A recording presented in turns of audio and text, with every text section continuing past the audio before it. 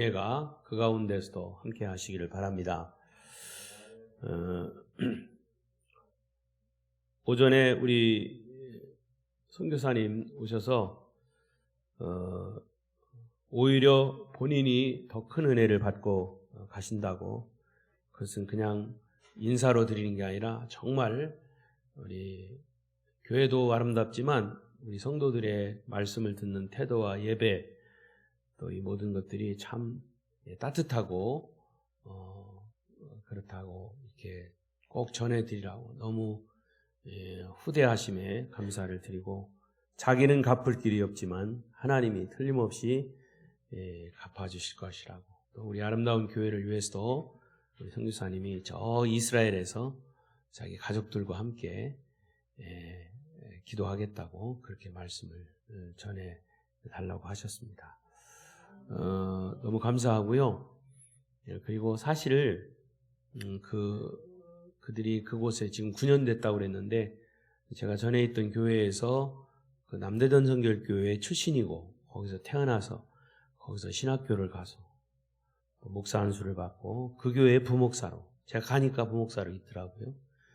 그래서 본인은 이스라엘 비전에 대한, 이스라엘 백성들의 구원과 비전을 하나님께서 분명히 주셨다고, 아까 이사야 제일 마지막 절에 그 말씀을 자기가 받고 하여튼 무작정 떠나겠다고 그렇게 해서 파송을 했죠. 근데 잘 생각해 보세요. 세 자녀하고 같이 갔는데 거기 가서 또 세 자녀를 낳았어요. 그 6자녀를. 그것도 뭐 의료비라든가 이런 게 우리나라처럼 그렇게 돼 있지 않고, 또 먹는 것도 한정이 돼 있고, 그러니까 뭐 이런 야채라든가 이런 것들은 있지만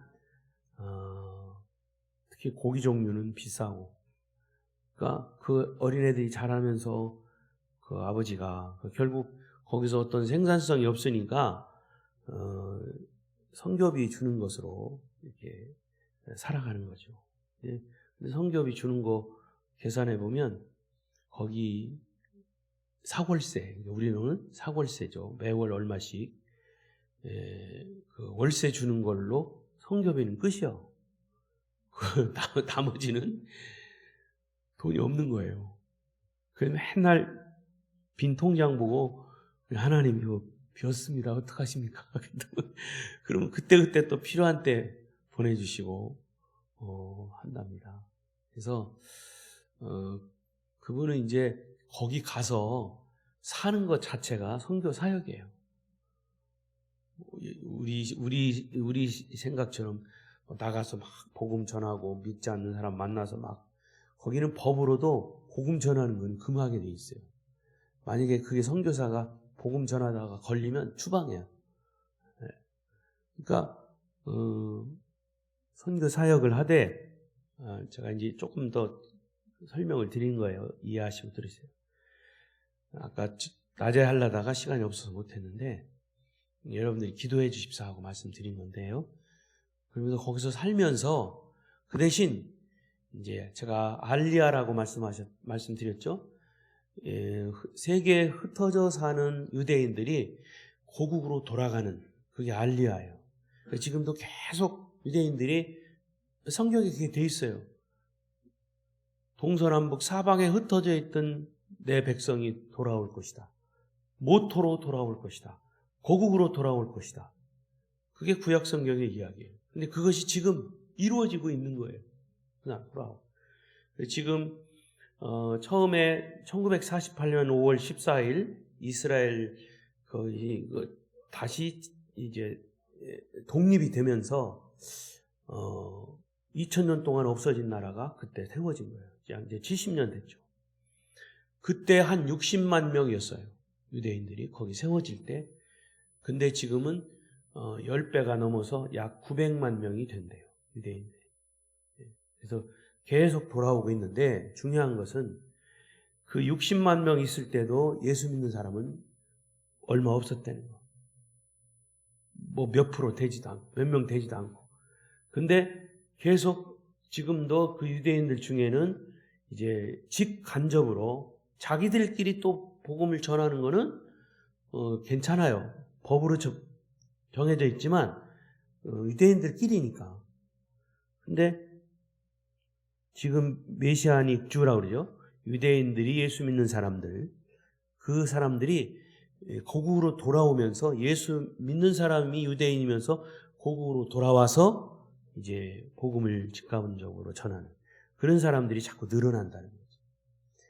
그 말씀은 무엇과 맥을 같이 하냐면 성경의 말씀대로, 로마서의 말씀대로 이방인의 수의 분량이 차기까지.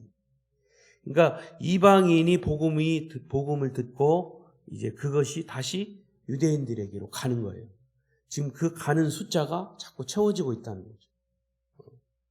이것은 곧 예수님의 재림과 또 맞물려 있는 거고.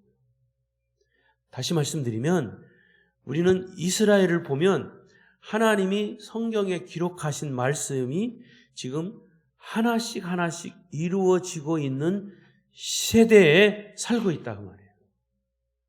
저는 그 말씀을 사실은 깨닫고 성경을 기록한 말씀으로만 자꾸 지식적으로만 전했던 목사도 사실은 이 이스라엘에 대한 눈이 떠지면서 성경이 보이고 또 하나님의 역사를 볼 수 있게 되는 거죠. 아멘. 여러분, 그 부분에서 여러분도 영적으로 눈이 뜨여질 수 있기를 바랍니다. 성경은요, 영적으로 눈이 뜨여지지 않으면 안 보여요. 아무리 좋은 말씀을 들어도 그것이 나하고 상관없는 말씀으로 들려요. 그러니까 어떤 사람은 예수 믿고 한참 만에야 목사님 이제야 말씀이 들립니다. 그런 사람이 있어요. 그 말은 이제야 영적인 눈이 띄어졌다고 하는 얘기예요. 영적인 귀가 열렸다는 얘기예요. 여러분, 성경을 꼭 그렇게, 성경은, 구약은 이스라엘의 역사예요. 틀림없이 역사예요. 그러나 하나님이 이스라엘을 도구로 사용하셔서 인류를 이끌어가는, 인류를 구원하기 위한 인류의 구속사가 성경입니다.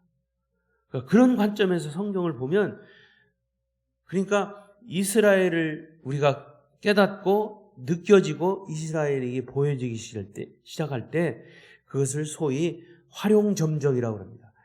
예? 용의 눈을 딱 점을 찍을 때 진짜 그림이 되듯이, 완성되듯이 이스라엘을 딱 깨닫는 순간 성경이 보이는 거예요. 할렐루야. 여러분도 그런 눈이, 귀가 열려질 수 있기를 바랍니다.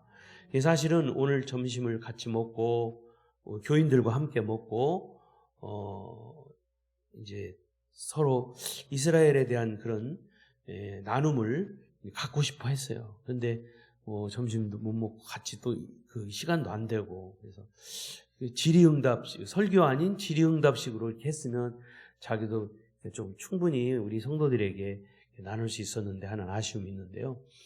이제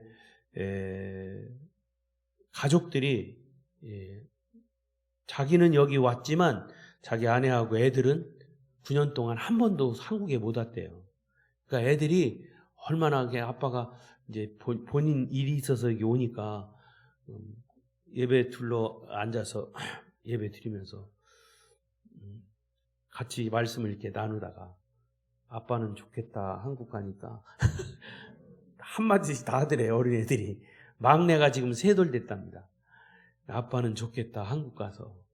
그러니까 자기는 너무 마음이 막 찡하고, 그래서 아무튼 여러분의 따뜻한 그런 그 대우와 또 이렇게 기도해 주심에 감사의 말씀을 전합니다. 여러분도 잊지 마시고, 우리나라에서 이스라엘로 그렇게 선교사로 간 사람은 없어요. 거의 없어요. 이스라엘 히브리 대학에 가서 공부하고 뭐 이런 사람 공부하고 오고 이런 사람들이지, 또 비즈니스 때문에 간 분들, 그런 분들을 빼놓고는 선교사로 간 분들은 별로 없어요. 그러니까 여러분들이 기억하시고 꼭 기도해 주시기 바랍니다. 자, 오늘 말씀은 마태복음 23장부터 36절까지 말씀 중에 예수님께서 7번씩 화 있을진저 서기관과 바리새인들이여 여러분도 보셨듯이 예수님께서 이렇게 분노하신 이유는 뭘까? 화 있을진저 서기관과 바리새인들이요. 그러면 왜 서기관과 바리새인들에게 이렇게 분노하셨는가? 막 저주하셨을까? 제가 서두에 말씀드린 것처럼 화 있을진저라고 하는 것은 저주받을지어라는 말인데, 사실은 그 저주라고 하는 것은 역설적으로 그들을 구원하기 위한, 그들을 복되게 하기 위한 그런 분노이셨습니다. 그러니까 의분이시죠. 너희들이 그런 짓을 하면 분명히 저주를 받을 것이다. 그러니까 그 자리에서 돌아서라! 이 말이에요. 돌아서라! 돌이켜라! 라는 의미에서의 분노이셔요. 그럼에도 예수님은 7번째 저주를 받을지어다 이렇게 말씀하셨는데, 첫 번째 저주 받을 내용이 뭐냐면 이 선지자들을 핍박하고 의인들을 죽이는데 앞장선 자들. 그러니까 구약에 보면 최초로 의인의 피를 흘린 사람이 누구예요? 구약에 최초의 피를 흘린 자, 가인의 동생 아벨이죠. 그러니까 가인은 최초의 살인자인데 가인에 의해서 피를 흘린 자가 아벨입니다. 그게 의인의 피예요. 그리고 구약에서의 마지막은 오늘 본문에 나오듯이 사가랴입니다. 사가랴. 많은 구약의 선지자들과 의인들이 피를 흘렸어요. 그리고 신약에서 의인이 피를 흘린 최절정이 뭘까요? 예수 그리스도의 십자가입니다. 예수님 이후에도 계속 의로운 사람이 피를 흘렸습니다. 그것을 일컬어 우리는 순교라고 합니다. 스데반 집사가 돌에 맞아 피를 흘리며 순교했습니다. 예수님의 12제자 중에 사도 요한, 이 요한복음과 요한 1, 2, 3서와 요한계시록을 기록한 사도 요한은 왜 순교하지 못했냐? 예수님의 어머니 마리아를 끝까지 돌보기 위해서, 예수님이 십자가상에서 마리아에게 그런 부탁을 하셨기 때문에 이 사도 요한은 순교하지 않고 예수님의 어머니를 돌보는 데 사역을 한 거고, 나머지 11명은 전부 다 성경에 자세한 기록은 없지만 다 순교한 자예요. 전설에 의하면, 그건 이제 유대인의 전설이에요. 베드로는 나는 예수님이 똑바로 십자가에 달리셨다면 나는 똑바로 십자가에 달릴 수가 없다 해서 거꾸로 십자가에 매달리셨어요. 그렇게 순교했어요. 그리고 다른 제자들은, 어떤 제자는 나는 이렇게 똑바로 하는 것보다 정말 더 큰 고통인 X자, 이 X자, X자는 하여튼, 여러분 X자라고 생각하면 옛날에 우리 그 사지를 찢는다고 그러잖아요. 말을 4마리 양쪽 손하고 발이 사지를 찢는다. 그런 처형을 받은 사도들도 있습니다. 순교를 한 자들이죠. 한국 땅에도 순교의 피는 많이 흘렸어요. 선교사들.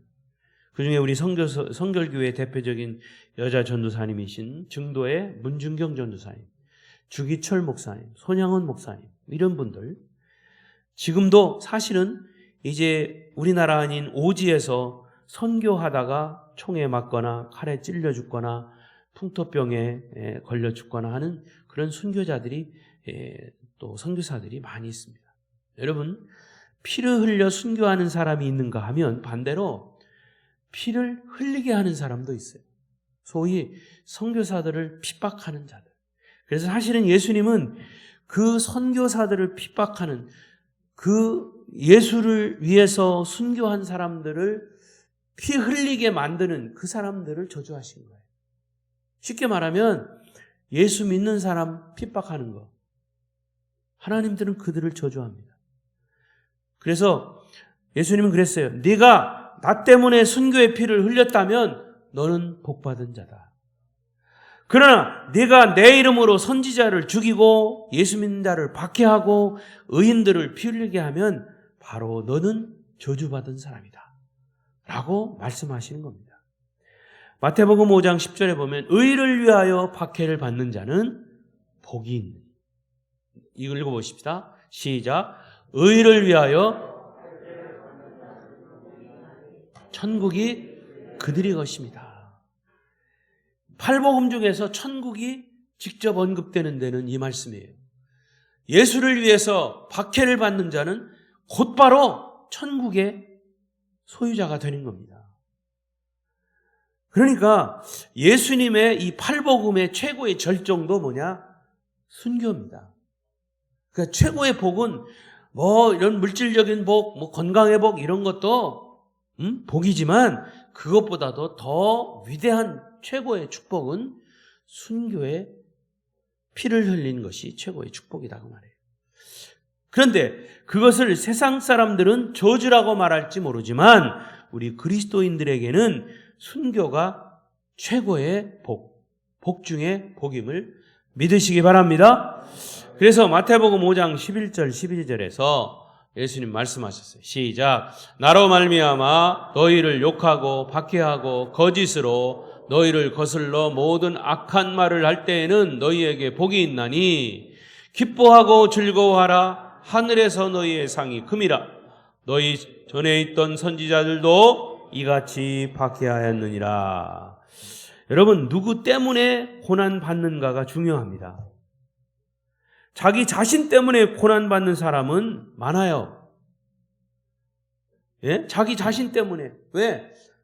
자기가 심은 대로 거두는 거예요. 내가 고난의 씨를 심었으면 내가 그 고난을 받는 겁니다. 내가 도둑질해서 형을 받으면 도둑질한 것 때문에 받는 거예요. 그러니까 자기 자신 때문에 고난받는 사람은 많아요. 그러나 예수님 때문에 고난받는 것, 그것이 진정한 고난이죠. 우리 그리스도인들의 신앙은 고난 속에서 더 성숙해지는 겁니다. 반면에 어떤 사람들의 신앙은 의인을 피 흘리게 하는 사람, 의인을 박해하는 사람들에게는 화가 있을 것이라. 그 화는 고난이에요. 그 사람도 나름대로 고난이라고 생각하겠지만 그것은 의인들을 박해한 대가로 치르는 고난이에요. 그러니까 이것은 질적으로 다른 겁니다. 그래서 예수님이 저주하신 것은 의인을 박해하는 그 사람들을 저주한 것이에요. 그래서 서기관들과 바리새인들은 너희가 저주를 받은 이유는 의인을 박해했기 때문이다라고 말씀하신 거죠. 그리고 또 하나 저주받은 신앙은 존경하는 것처럼 하면서 속으로는 선지자 의인을 박해하고 죽이는데 동참한 사람들. 자, 앞에 제가 첫 번째 말한 사람은 의인을 박해하는데 앞장선 사람이고, 앞장선 사람뿐만 아니라 옆에서 부추기는 사람, 옆에서 동참하는.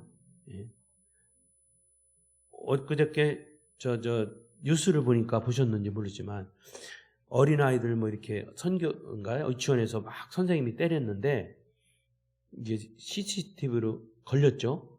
그 형을 봤는데 그 때리는 선생님을 말리지 않은 옆에 있는 선생님도 동조자로 걸려들었어요. 그러니까 여러분 그렇잖아요. 우리 한국 사람들은 사실은 이렇게 의분이 있는데 요즘은 그런 것들이 많이 없어졌어요. 젊은 사람들이 담배 피다가 어른이 가다가 너 왜 담배 피냐 그랬다가 그 청년들이 둘러서서 그 노인당을 막 때리고 하는데도 많은 사람들이 옆에 지나가는데도 옛날 같으면 그거 다 찍어 말렸죠. 뜯어 말렸는데 요즘 말리지 않는다는 거예요. 왜? 자기한테 피해 올까 봐. 세상이 그렇게 됐어요. 근데 오늘 성경에도 그랬습니다. 의인을 저주하는데 앞장선 사람도 저주받을지어다 라고 했지만 의인을 핍박하는 하는데 동조한 사람, 아니 동참한 사람들, 아니 옆에서 그냥 말리지도 않고 그냥 동참한 사람들, 가만히 있는 사람도 저주받는다. 자, 29절부터 보십시다. 시작.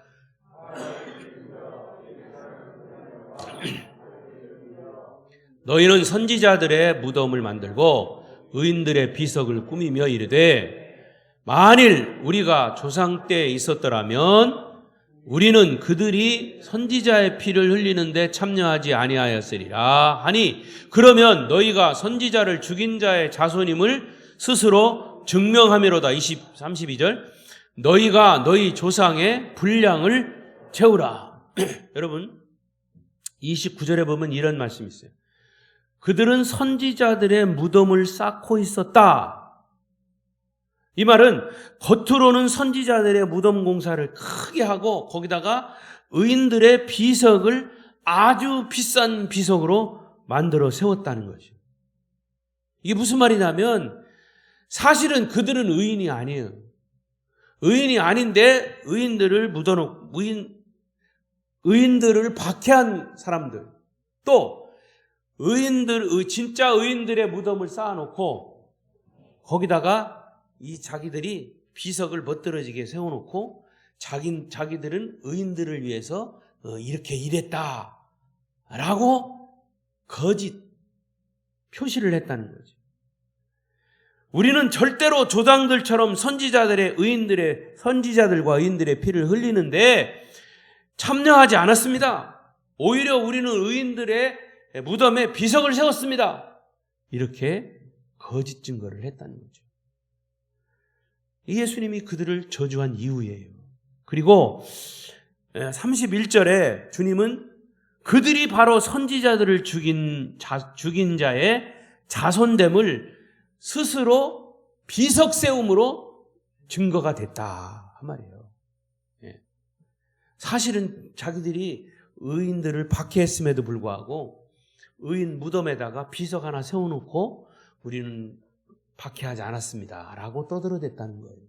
그런데 그 비석 자체가 너희들이 저주받을 증거다고 세웠다는 거예요. 얼마나 이게 참 무서운 얘기입니까? 자기들의 선지자 의인과 동일시하지만 예수님은 너희들 그렇게 했지만 그거 아니다. 여러분, 죄악은요 감춘다고 감춰지지 않아요. 여러분, 마스크 썼다고 김씨가 박씨 됩니까? 호박에다 줄 긋는다고 수박 됩니까? 절대로 아니에요. 안경을 바꿔 쓴다고 얼굴이 바꿔지지 않는 거예요. 어떤 사람은 모자를 쓰고 새 옷을 갈아입고 요즘처럼 마스크를 쓰니까 상대방이 나를 못 알아보는 줄 착각해요. 그러나 말을 한마디 던지는 순간 그 사람의 진짜가 나오는 거예요. 겉모양을 바꿨다고 사람 자체가 바꿔지지 않습니다. 속이 변해야 변하는 것이에요. 속이 변해야 진짜 바뀌는 겁니다. 중요한 것은 우리 자신의 마음속 성품이나 인격이 복음으로 바꾸어져야 바뀌는 거예요. 그래서 예수님은 32절에 뭐라고 그랬어요? 너희가 너희 조상의 분량을 채우라. 이게 무슨 말일까요? 너희가 너희 조상의 분량을 채우라. 분량을 채우라는 말은 부족한 부분을 채우라는 말이죠. 근데 이 말은 발전하다 보면 예수님의 십자가의 죽음을 의미하는 거예요. 너희 조상의 분량을 채우는 너는 이 죄를 용서받아야 되는데 죄를 용서받아야 할 그 분량이 뭐냐? 결국에는 예수 십자가예요. 여러분, 우리는 예수 십자가를 통해서만 죄가 용서되는 거죠. 아멘?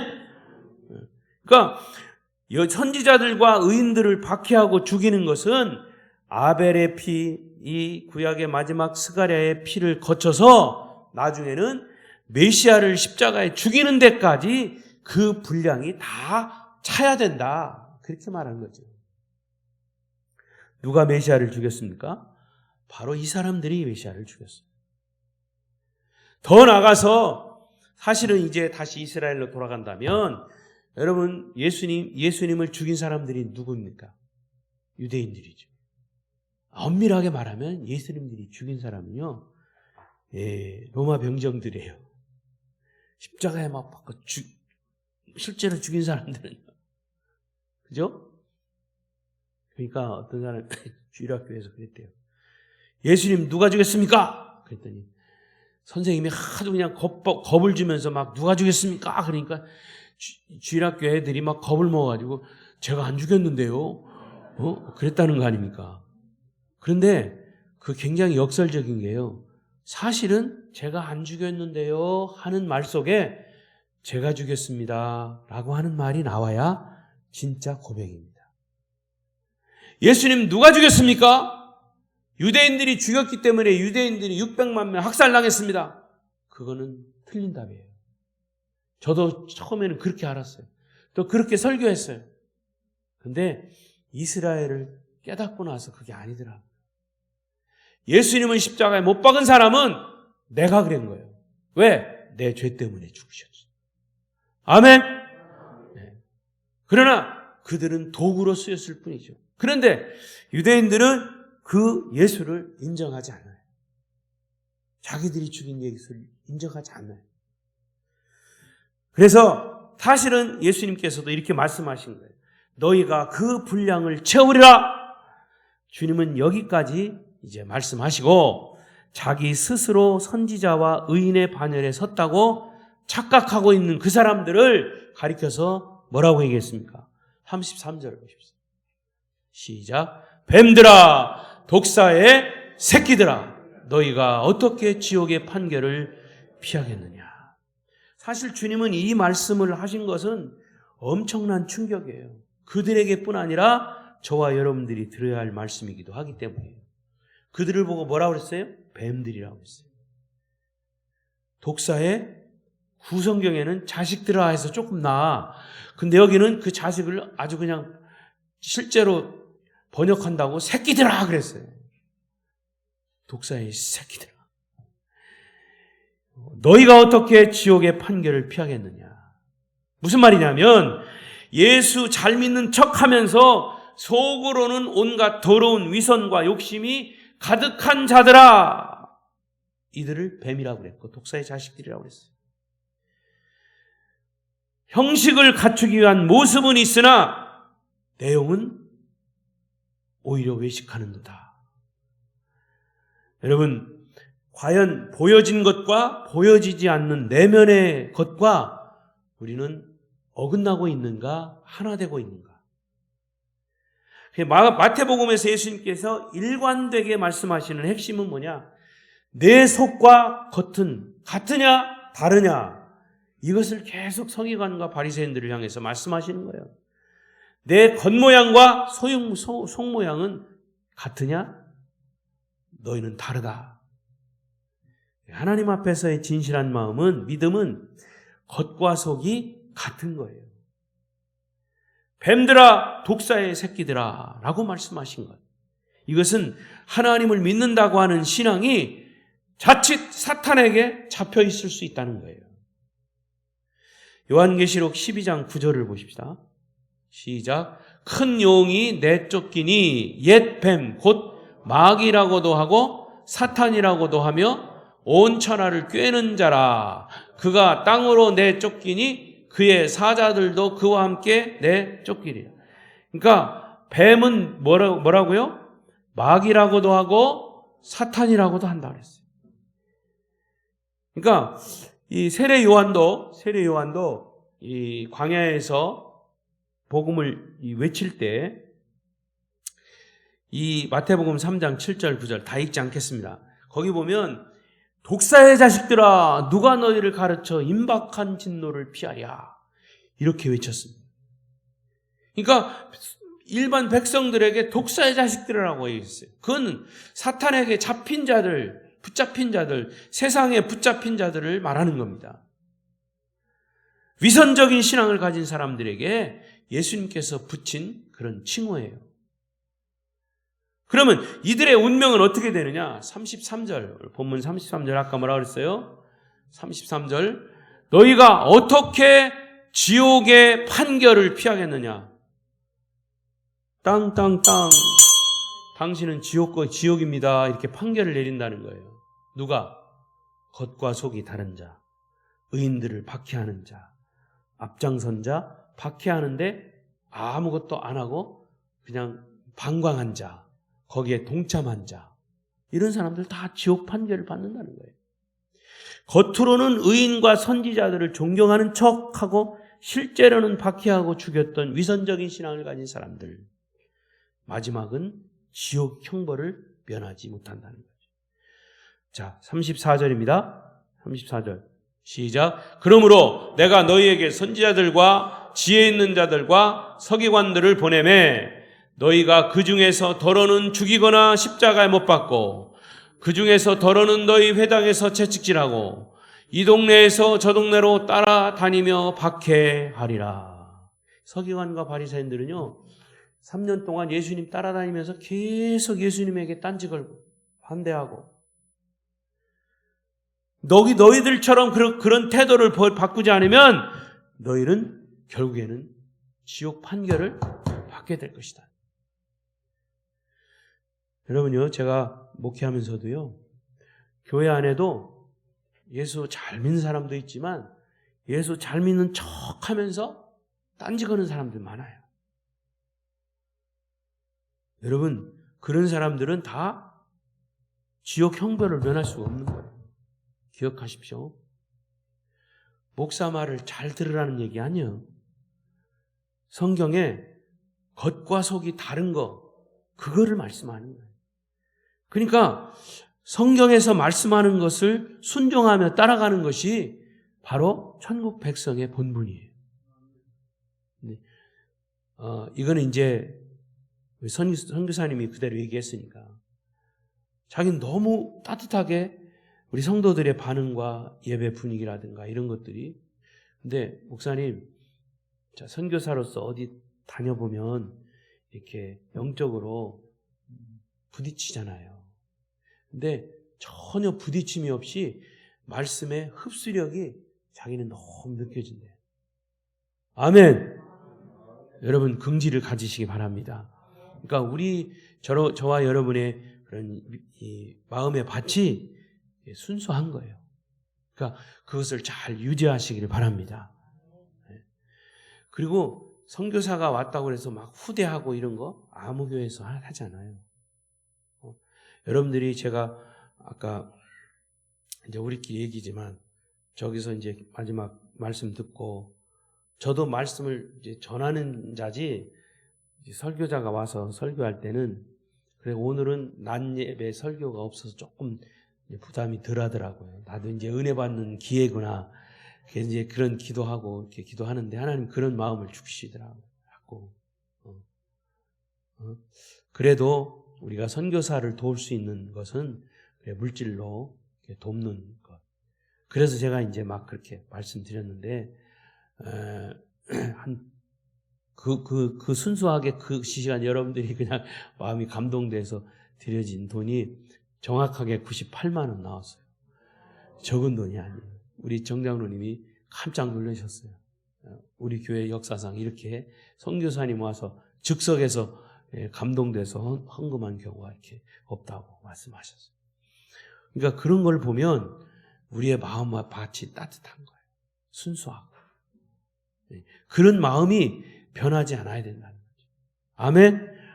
여기 보면 주님은 나는 너희들에게 선지자를 계속 보낼 것이다 그랬어요. 그 선지자가 누구예요? 오늘처럼 그런 선교사들 저처럼 목회하는 목회자를 그런 것을 뜻하는 거예요. 그리고 여기 지혜 있는 자, 성령의 지혜를 받은 자들, 서기관들 혹은 말씀을 가르치는 교사들을 가르치는 거예요. 이런 사람들은 하나님께서 계속 보내신다는 거예요. 왜? 우리가 이 세상 끝날 때까지, 주님이 다시 오실 때까지 우리에게 개인적으로나 교회 공동체적으로나 계속 보내시는 거예요. 그런데 두 가지입니다. 그거를 보내시는 거를 하나님의 종으로 내가 받고 그 말씀을 따라서 순종하고 사는 것. 그런 거 하면 배척하는 것. 두 종류예요. 그러나 주님은 오늘 말씀하시기를 그 사람들을 받아들이라. 그러니까 계속 보내겠다는 거예요. 근데 거기 시제를 보면 현재 진행형이요. 계속 진행된다는 거예요. 그러니까 저나 여러분에게도 계속 하나님의 보내신 자들이 오는 거예요. 개인적으로 오든 교회 공동체로 오든 이렇게 선교사님들이 오든 여러분들이 어떤 방법을 통해서 선교사님들에게 또 주의 종들이 여러분에게 계속 갈 거예요. 말씀으로 가든지 진짜 찾아가든지. 그럴 때 그 사람들을 잘 받아들이고 우리가 물질로 무슨 크게 후대하는 것보다도 마음으로 받아들여서 그 말씀에 순종하는 것. 그것이 바로 주님이 우리에게 말씀하시는 거예요. 갈 테니까 너희들은 그 사람들을 잘 받아들이고 또 그들을 영접하고 말씀에 순종하라. 그런데 만약에 그들을 대적하고 한다면 저주받는 자라.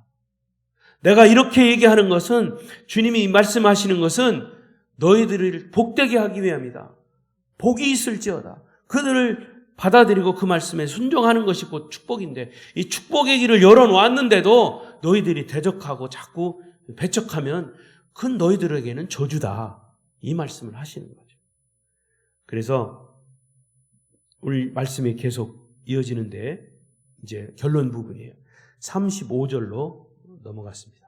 본문 35절, 6절 크게 읽습니다. 시작.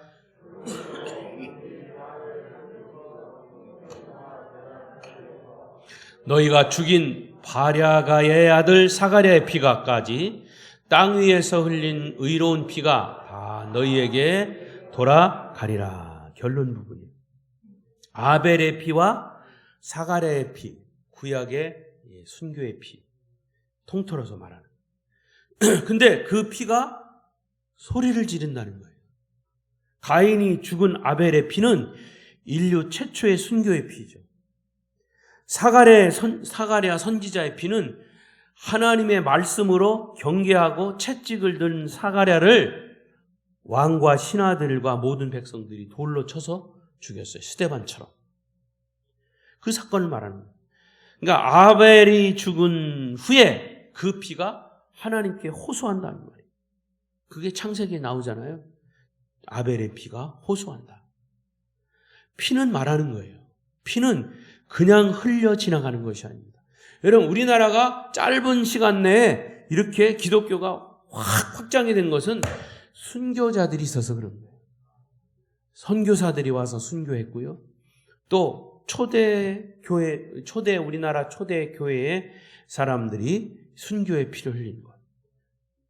손양한 목사님, 주기철 목사님, 문중현 전도사님, 이런 분들의 순교의 피가 있기에 바로 그 피가, 그 대가로 기독교가 복음화가 되는 거죠.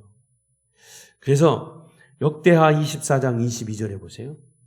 역대하 24장 22절 시작. 요아스 왕이 이와 같이 스가랴의 아버지 여호야다가 베푼 은혜를 기억하지 아니하고 그의 아들을 죽이니 그가 죽을 때 이르되 여호와는 감찰하시고 신원하여 주옵소서 하니라. 이게 무슨 말이에요? 예? 그 선지자가 죽었을 때 하나님 그 순교의 피를 보시고 하나님이 그것을 보십시오. 신원했다는 거예요. 하나님이 보시고 그것을 살펴달라 그 말이에요. 그러니까 순교의 피는 결코 헛되지 않은 거예요. 그런데 여호와는 감찰하시고 신원하여 주옵소서, 피가 말한다는 거고요. 또 성경 오늘 말씀에는 땅 위에서 흘린 의로운 피는 다 너희에게 돌아가리라 그랬어요. 이게 무서운 말씀이에요. 피의 대가가 있을 것이다. 근데 더 무서운 말씀이 뭐냐면 36절에 마지막 시작. 내가 진실로 너희에게 이르노니 이것이 다 이 세대에 돌아가리라. 나만 저주받고 내 가정만 저주받는 것으로 끝나는 게 아니라 그 도시 전체, 그 후손들까지도 저주를 받는다 그래요. 피를 흘리게 한 자가 그런 저주를 받는다 그 말이에요.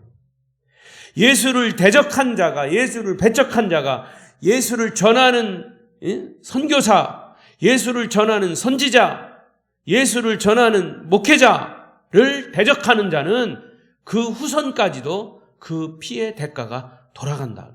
이 세대에 돌아가리라. 무서운 얘기죠.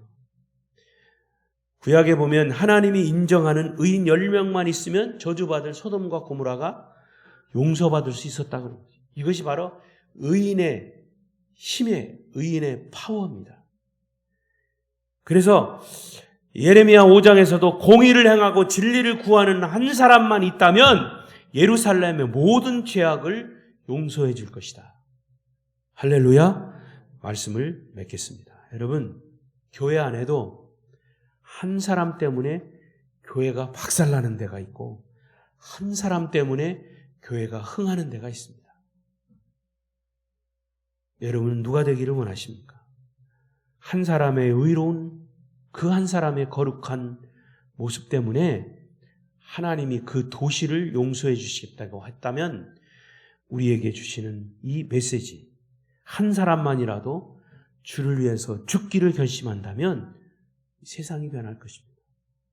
저와 여러분이 복음으로 충만해서 복음 안에서 죽기로 결심하면 이 강진 지역이 변화될 것입니다. 한 사람 때문에 그 도시가 살아날 수도 있고 한 사람 때문에 그 도시가 심판을 받을 수도 있을 것입니다. 성도 여러분, 주님께서 친히 십자가를 지심으로 온 인류의 생명을 살리셨듯이 저와 여러분, 우리 아름다운 교회가 이 지역사회와 세계 열방까지 복음을 전함으로 인해서 사람들을 구하고 그리고 축복의 통로 역할을 감당할 수 있기를 축원합니다. 축원합니다. 기도하십시다.